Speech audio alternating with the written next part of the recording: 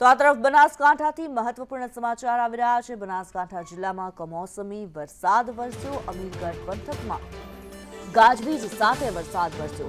વિરમપુર, કાનપુર, ડાભેલી, ધનપુરામાં વરસાદ। કમોસમી વરસાદથી ખેડૂતો ચિંતામાં।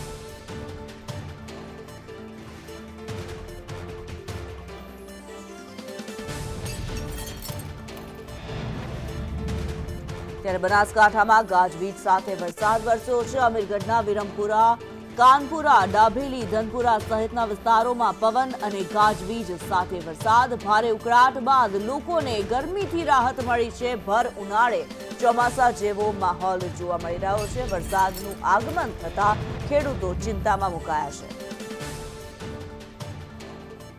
ત્યારે સંવાદદાતા અશોક રાણાવાસિયા જોડાયેલા છે। અશોક, જે પ્રમાણે ભર ઉનાળે વરસાદી માહોલ જામ્યો છે, કયા પ્રકારની પરિસ્થિતિ જોવા મળી, કેવો માહોલ?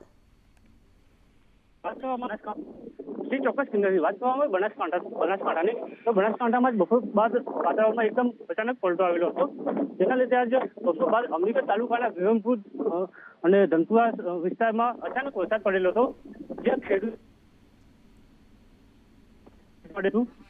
અચાનક વરસાદ આવતા ખેડૂતો પણ ફોફાઈ ગયેલા। જી, ધન્યવાદ અશોક આ માહિતી માટે।